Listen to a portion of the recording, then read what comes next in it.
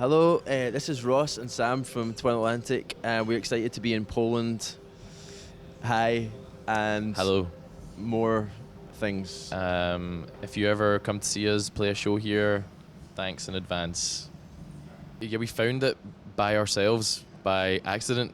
We were on our phone looking up the coolest. We typed in the coolest places in Warsaw, and it was number one. So we just went straight there. You don't have much time when you're in like a city just for an afternoon, so you just have to streamline. Just Google, where should I go? Yeah, well, we're from the same part of Scotland as Biffy Clyro, so we kind of first met them just through having like mutual friends in the Glasgow music scene.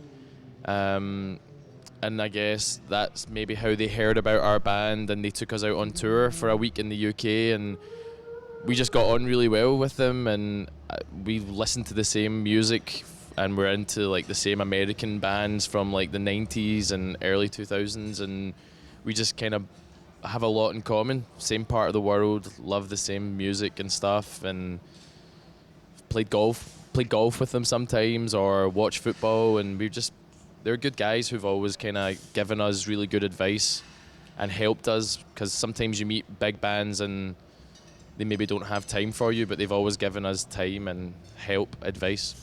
I think if you're from the UK, our national sport is football, so you're just brought up around it, aren't you? And everyone just talks about it, so you need to know something about it.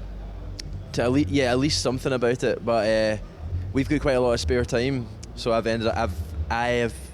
Barry, one of the other guys in the band. In fact, we all just have a lot of spare time in our hands, so we know everything about it, like who's going where, what players are transferring here and things. Very boring, but keeps us interested. I know nothing about it. You do?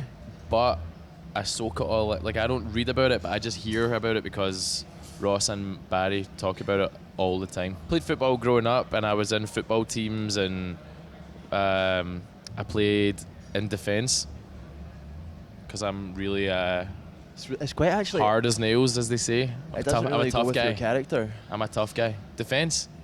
I sort of played left back, pushing up to midfield.